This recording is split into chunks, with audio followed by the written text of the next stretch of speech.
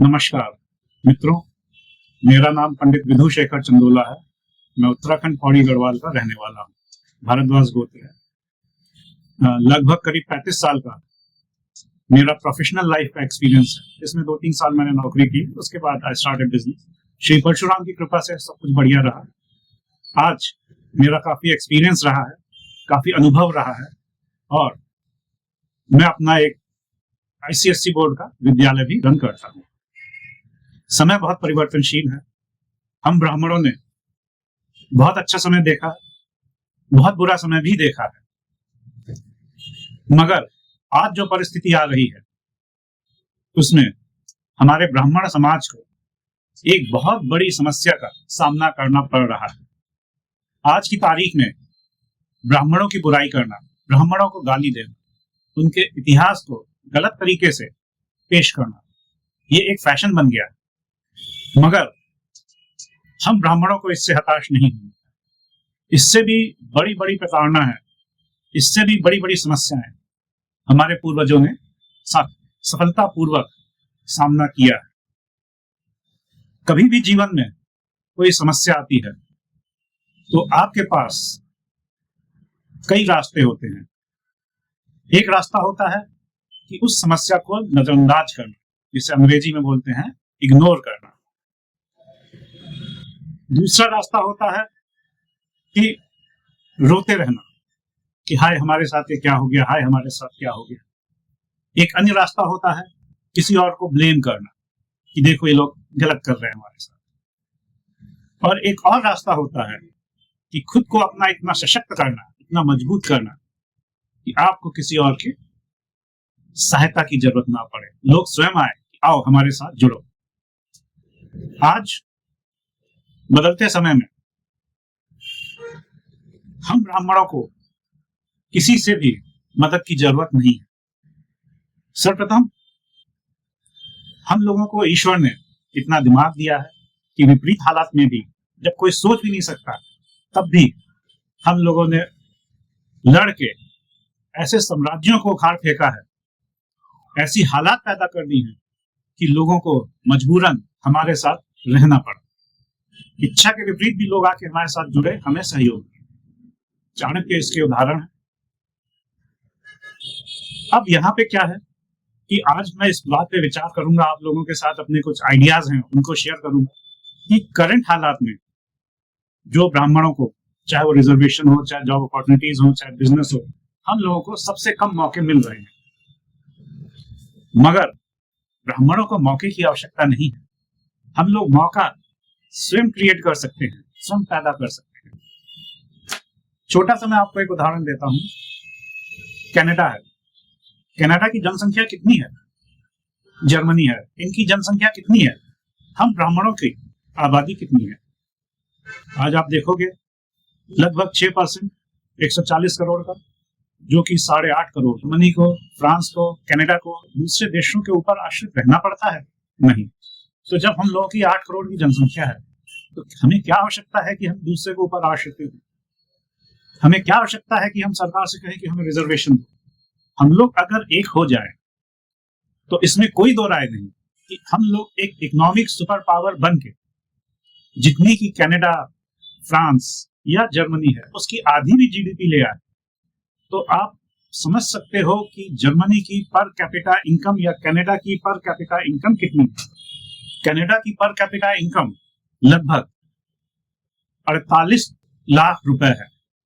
अगर हम लोग अपनी GDP ले आते हैं तो आप समझ लीजिए हर ब्राह्मण जो है 20-25 लाख रुपए सालाना ऑन एन एवरेज कमा रहा होगा, जो इंडिया के GDP से, इंडिया के पर कैपिटा इनकम से बहुत अच्छा होगा।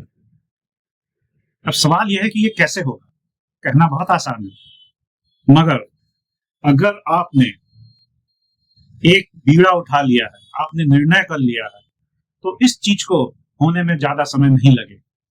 कैसे होगा? इसके लिए मेरे को आप लोगों का सहयोग चाहिए। आप लोग मेरे से जुड़िए, अधिक से अधिक ब्राह्मण मेरे साथ जुड़ेंगे। मैंने एक वेबसाइट बनाई है जिसमें हर ब्राह्मण को जुड़ने पे फायदा होगा। एक हम लोग टैगलाइन यूज करते हैं कि ब्राह्मणी ब्राह्मण के काम आएगा। और ब्राह्मण ही ब्राह्मण को बचाएगा। हर ब्राह्मण का वक्त बदलेगा जब वो हमारे साथ आए। मैं आपको एक छोटा सा एग्जाम्पल देता हूं। फर्ज करिए कोई एक छोटा सा दुकानदार है, उसके वहां 5-6 लोग काम करते हैं। अगर वो ब्राह्मण ही को रखेगा तो वो दुकानदार 5-10 लोगों को रोजगार दे सकता है। अब सवाल ये आता है, मैंने अपने एक जान पहचान वाले मित्र से पूछा कि भाई आप ब्राह्मण हो, आप ब्राह्मण को ही क्यों रखते हो, क्यों नहीं रखते हो? तो उसने बोला कि अगर मैं ब्राह्मण को रखता हूं तो वो मेरी जान पहचान का होता है, फिर वो औरों को काम नहीं करने देता है, और जो लोग उसके साथ जुड़े होते हैं उनसे कहता है मेरे मामा जी हैं, मेरे चाचा जी हैं, तो काम करने में दिक्कत आती है। हमारी जो वेबसाइट है उसमें ब्राह्मणों के लिए free of cost biodata posting का भी, जॉब सर्चिंग का भी, उसके अलावा जॉब पोस्टिंग का भी दिया रहे। कल अगर आप चाहते हो कि मैं ब्राह्मणों के लिए कुछ करूं और वो ब्राह्मण को मैं डायरेक्टली ना जानता हूं कि तो जिससे मेरे व्यापार में कोई फर्क ना पड़े, तो हमारी साइट में जाकर आपको अनजान ब्राह्मण लोग जिनके आधार होंगे, सारी डिटेल होंगी, और जिनके 8-10 रेफरेंस वाले भी होंगे, उनका डिटेल मिलेगा। इसी तरह हम लोग के पास 30-40 ऐसे आइडियाज हैं अलग अलग तरीके से, जिससे अगर आप जुड़ोगे तो बिना एक पैसा खर्च किए आपका भी फायदा होगा, उनका भी फायदा होगा।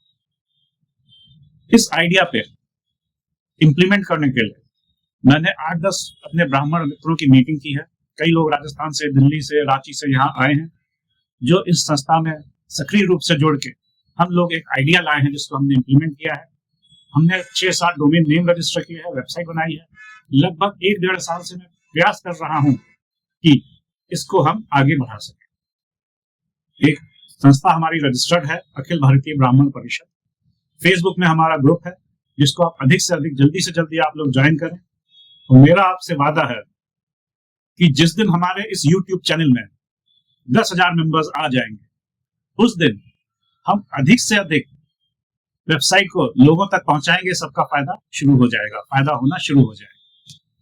हमारा जो एक आइडिया है कि हम अपनी वेबसाइट के साथ साथ ग्राउंड लेवल पे हर राज्य की राजधानी में अपना एक ऑफिस खोलें। जो लोग सक्रिय रूप से संस्था में जुड़ना चाहें, चाहे वो रिटायर्ड हो, चाहे कोई भी हो, वो हमारे साथ जुड़ेंगे।